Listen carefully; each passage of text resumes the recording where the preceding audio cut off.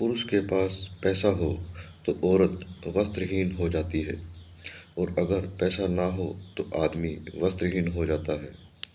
जब सीमा से मेरी शादी की बात चल रही थी तो मुझे सच में लगा कि यही वो लड़की है जिसे भगवान ने मेरे लिए चुना है। शुरुआत में हम इतने अच्छे से एक दूसरे से जुड़े कि बातचीत धीरे धीरे जिम्मेदारियों से आगे बढ़कर निजी पलों तक पहुंच गई। अब बस एक ही ख्वाहिश थी, जल्दी से शादी हो जाए। कीर्ति हमेशा कहती थी कि वह मुझसे ज़्यादा मेरे माता पिता से प्यार करेगी, और सच कहूँ तो एक पुरुष को और चाहिए भी क्या। एक ऐसी जीवन साथी जो प्यार दे, साथ निभाए और माता पिता का भी आदर करे। शादी हुई और ज़िंदगी अच्छे से चलने लगी, लेकिन तभी एक एहसास हुआ, जिस शारीरिक संबंध को लेकर अक्सर पुरुष अधीर होते हैं, उसकी उतनी ही गहरी चाहत एक महिला के भीतर भी होती है। मैं सीमा से बेहद प्यार करता था और उसकी हर छोटी बड़ी ख्वाहिश पूरी करने की कोशिश करता था। समय बीतता गया, जिम्मेदारियां बढ़ी और मैंने सीमा से कहा कि अब हमें खर्चों में थोड़ी सावधानी बरतनी होगी। इसने इस पर उसने मुझे झुंझला कर कहा, पहले ही मन मार कर रहती हूँ। मुझे यह बात बहुत चुभी, क्योंकि मैंने तो हमेशा उसकी ज़रूरतों को प्राथमिकता दी थी। मैंने पूछा, ऐसा क्या है जो तुम्हें नहीं मिल पा रहा?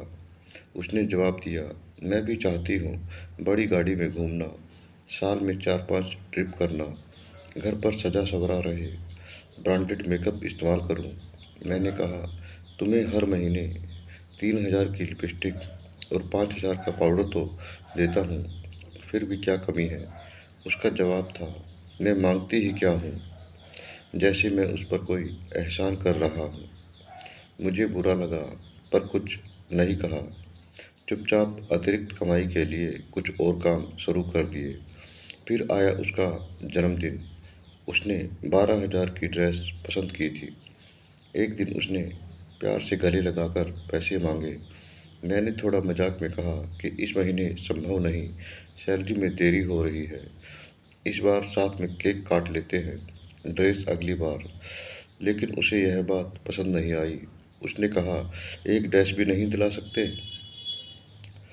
अब तो मेरी इज्जत भी चली गई। मैंने समझाने की कोशिश की, ड्रेस अभी ना मिले तो बाद में ले लेना, क्या फ़र्क पड़ेगा। उसने कहा, मैंने अपने दोस्तों से कहा है, वही ड्रेस पहनूंगी, अब क्या मुंह दिखाऊंगी। उसकी यह बात मुझे बहुत खली। लेकिन उस रात मैंने उसे पैसे दे दिए, 12,000 ड्रेस के और 10,000 पार्टी के। पैसे मिलते ही वह फिर से वही प्यारी कीर्ति बन गई। मुझे गले लगाया, सॉरी कहा और फिर से नज़दीक आने की कोशिश की।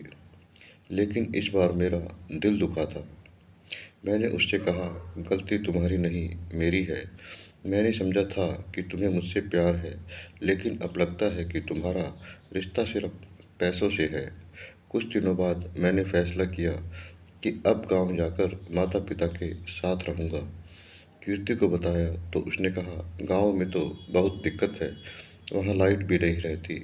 मैंने कहा, तो माँ पापा को यहाँ बुला लेते हैं।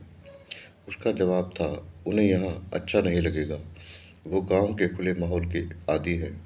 मैंने कहा, इसीलिए तो उनके पास जाना चाहता हूँ, क्योंकि वो मुझसे बिना किसी शर्त के प्यार करते हैं। मैंने अपना सामान पैक किया और कहा, अगर चलना है तो चलो, वरना मैं जा रहा हूँ। वो नहीं आई। मैं अकेला गांव लौट आया। माँ पापा को सब बताया, लेकिन उन्होंने मुझे ही समझाने की कोशिश की। फिर भी मैंने पैसे भेजना जारी रखा। लेकिन जब 4 महीने बाद उसने कहा कि वह गांव आकर रहना चाहती है, तो मैंने पैसे भेजना बंद कर दिए। तभी उसने मेरे खिलाफ केस कर दिया, यह कहकर कि मैं उसे वैवाहिक सुख देने में असमर्थ हूँ और वह तलाक चाहती है, साथ ही हर महीने एक फिक्स रकम भी।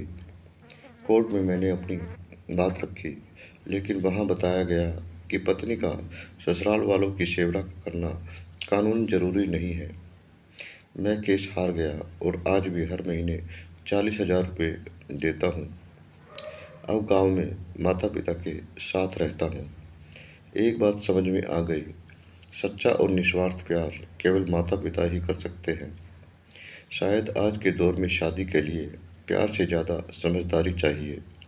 जिंदगी बिताने के लिए सिर्फ सुंदर चेहरा ही नहीं, समझदारी, संवेदनशीलता और सादगी भी ज़रूरी होती है। शायद गांव की सादगी में ही असली खूबसूरती छिपी होती है। अगर आपको हमारी कहानी पसंद आई हो तो चैनल को सब्सक्राइब करें और स्टोरी को लाइक करें। जय श्री राम।